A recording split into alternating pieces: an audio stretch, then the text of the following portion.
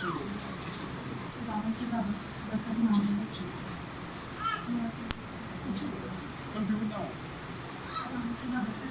सबको सलाम। मेरे ना बहुत ज़्यादा दर्द हो रही थी और मैं इतना रो रही थी, मैं क्या करूँ, इतना तड़प रही थी और मेरे बच्चे की बहुत ज़्यादा रो रही थी, मेरी दुनिया भी रोना शुरू हो गई, इतनी मुझे दर्द हो रही थी। और मैंने ना अपनी गाड़ी को फ़ोन किया, मैंने कहा आपके पास पास्टर का नंबर है, तो पास्टर का नंबर दिया। मैंने पास्टर का नंबर लिया और मैंने कॉल की और मैंने पास्टर से दुआ कराई और पास्टर के दुआ करते ही मुझे ऐसे हुआ जैसे दर्द पकड़ के किसी ने ना मेरे से दूर कर दी।